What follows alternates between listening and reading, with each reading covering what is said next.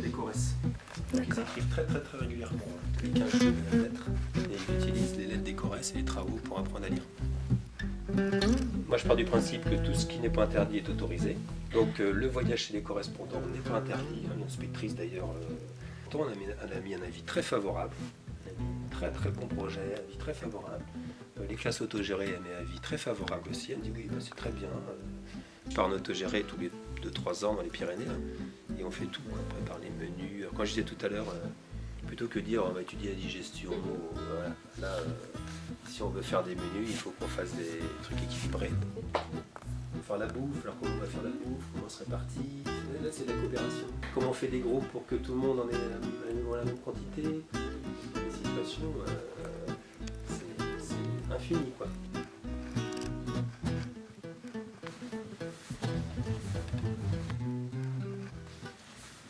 Le mardi, on fait des ateliers interclasses. Pendant 1h30, les grandes sections de CM2 sont mélangées.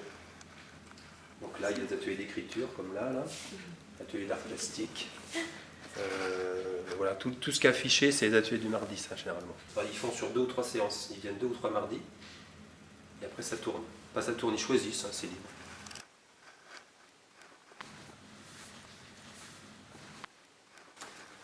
C'est l'imprimerie plan. C'est comme ça, Freinet en avait une d'ailleurs, imprimerie plomb, ils prennent des lettres, il y a un système de miroir comme ça, donc ils peuvent voir ce qu'ils écrivent comme ça.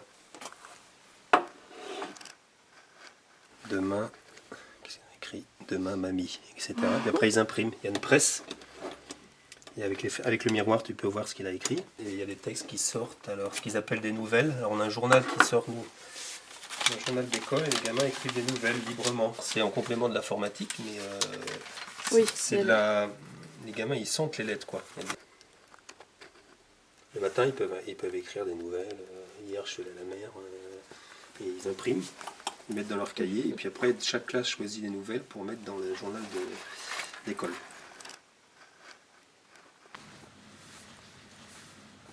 Il y a les défis le matin. Alors il y a la question par exemple là. La question avec 3 choix. Il pose la question. Il peut y avoir une blague. Il y a quoi? Il y a celui-là, réalisable, accessible. Enfin, il y a un mot qui est en rapport avec tout le monde. D'accord. Facile, réalisable, accessible. Ah, c'est comme Fort Boyard. Ça, le mot thème, c'est extraordinaire. On le fait 2 fois par semaine. Ils adorent. Il y en a une fois qui avait pris la voix du père Fouras. Ça fait partie des rituels du matin. Ils animent le truc. Et il y a un mot en anglais aussi. L'anglais, je fais 2 fois par semaine. Les responsabilités le matin sont en anglais. Là. On les change tous les 15 jours. Il y a toujours la date en anglais. Ils donnent la date plus la date d'hier, d'aujourd'hui, de demain. Ils doivent dire ça. Et les autres doivent poser 3 questions à l'animateur du jour en anglais. Alors il y a toujours How are you? How old are you? Have you got a brother? Ça peut être How many pupils in the classroom? Enfin, ça peut être 3 questions, comme ils veulent. What's your favorite color? Et l'autre il répond. Puis la météo en anglais aussi. Après ouais, en anglais, moi je fais pas de la pédagogie Freinet en anglais. On a un animateur du jour. On a quelqu'un qui va lire chez Sylvie. Il prévoit des jeux de récré par exemple. Donc là ils savent que le lundi, le matin, c'est balle aux prisonniers, ceux qui veulent. Il y a un enfant qui est chargé de faire la balle aux prisonniers. Voilà. Quand ils sont de rituel, il y a des choses à faire. Ils doivent emmener le mot du jour, comme ça. Que s'est-il passé? Alors c'est ça là. Alors, que s'est-il passé? 6 février 45, naissance de Bob Marley. Hop, mais ça permet de réfléchir à l'actualité. Je leur demande de préparer à la maison. La lecture doit être impeccable. On calcule les siècles. Tous les jours, on dit bon, alors c'est quel siècle? 1926. Et ça leur plaît. Ils écrivent là-dessus, librement. Je ne corrige pas les fautes là-dessus, c'est rien à voir. Ils gardent leur cahier. Alors ça peut être, imagine que je disais tout à l'heure, en 2030, et un thème très simple, quoi. Ils écrivent 2 lignes, 3 lignes, 4 lignes. Si le thème ne leur plaît pas, ils ont le droit d'écrire autre chose. Il faut écrire, c'est tout. Et quand on a le temps, on peut parler un petit peu, 30 secondes, de ce qu'on a pensé de la journée. J'ai appris, ça m'a intéressé, ça m'a pas intéressé, je suis déçu parce que... Bon, ça on n'a pas toujours le temps de le faire.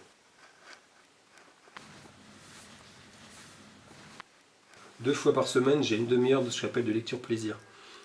On lit pour plaisir. Voilà. C'est ce que devrait être déjà la lecture. On prépare parce qu'on fait la lecture aux petits aussi. Donc tous les jours, il y a des gamins qui vont lire un album aux petits. Donc je leur demande de préparer. Donc ils prennent un album, ils me disent que parce qu'il y a des lectures aux petits, il y a des lectures aux grandes sections. Donc il ne faut pas que ce soit c'est pas tout à fait la même chose. Donc il y a un gamin qui va prendre ça, il va s'entraîner en classe ou chez lui. Nous c'est prévu le vendredi soir, on fait un conseil et c'est fixé déjà. On tourne. La lecture aux petits, je fais un roulement. Alors ça revient assez régulièrement. Parce qu'entre la lecture du matin et la lecture chez Karine, ça en fait 10 par semaine. Toutes les 3 semaines, tu vas lire de toute façon. Au moins.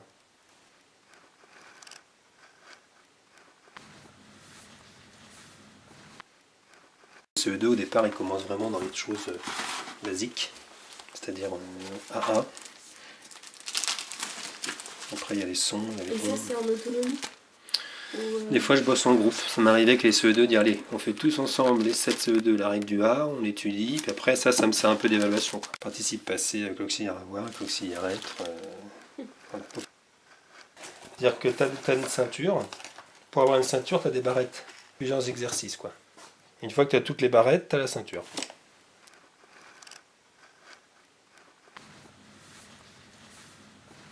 Par exemple, là, tu as tous les trucs. Et puis en français, tu as l'orthographe là. D'accord. Voilà. Alors pour le brevet orthographe, c'est un autre petit fichier qui est à part. Et ils ont les règles. Ils lisent la règle. S'ils la comprennent pas, on en discute.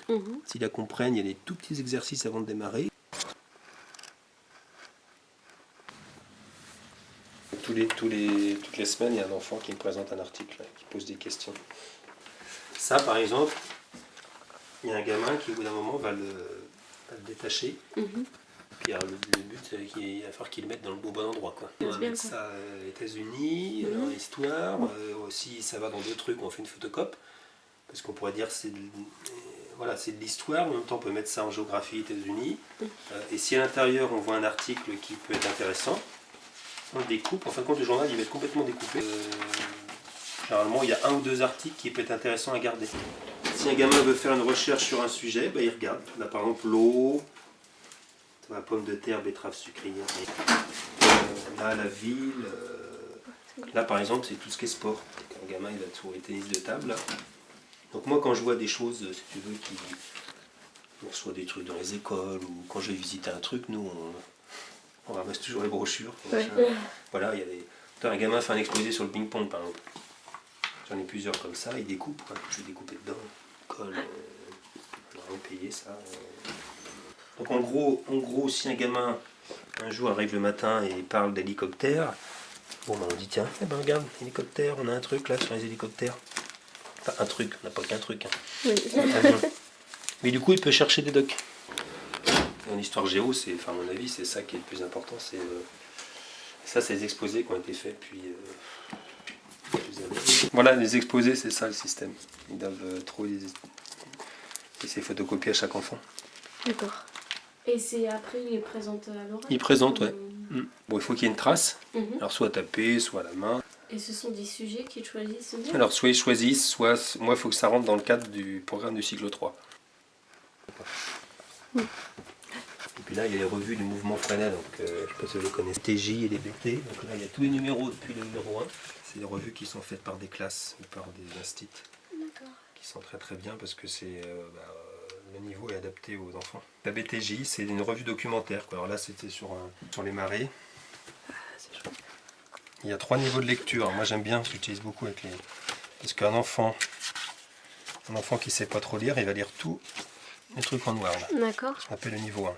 Si tu lis le truc en noir, en gros, tu as compris de quoi ça parlait. Après, si tu vas aller un petit peu plus loin, tu vas lire le reste, ça. Ouais. Il y a même un 3e niveau, c'est ce qu'on appelle en savoir plus.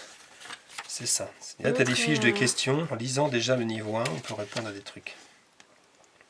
D'accord. Donc c'est travaillé de telle sorte que le niveau 1 permet de comprendre la BTJ. Un projet BTJ, il y a un groupe, il y a un chantier BTJ au niveau national, on est une dizaine, là, on se réunit 2 fois par an.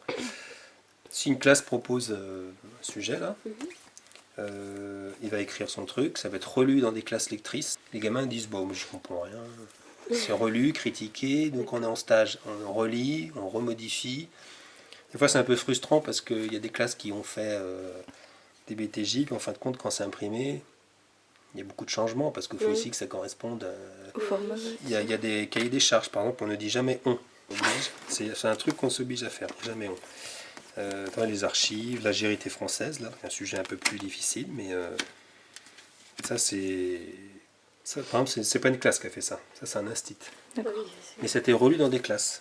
Par contre, le berger jurassien, ça c'est une classe. Ils avaient un berger à côté de chez eux, ils sont allés le voir plusieurs fois. C'est un collègue qui habitait dans le Jura à Pasteur. Donc ils sont allés voir le musée Pasteur et c'est une classe qui a fait ça. Et à côté de ça, il y a des FTJ, alors ça c'est plus simple. C'est des fiches, quand les classes sont abonnées, en fin de compte, elles reçoivent 5 numéros de BTJ et puis une dizaine de fiches comme ça par mail. Alors ça c'est des mini-exposés. Alors des fois c'est fait par des instituts, des fois c'est fait par des classes. On va lui dire, il y a la BTJ 522 sur le lion, il y a le JMAG 304 sur le lion. Le gamin il va chercher en haut. Après voilà, ça demande de l'organisation et puis du rangement. De l'organisation militaire. Si un gamin arrive, encore pire en maternelle, il va dans un atelier et il n'a pas le matériel qu'il devrait avoir pour faire son atelier, ben c'est fini. Il va venir voir l'ADSEI, il va venir te voir, toi tu fais autre chose. S'il a besoin de pastel rouge et de je sais pas quoi, tous les jours il vérifie tous ces trucs parce que un petit... Ouais.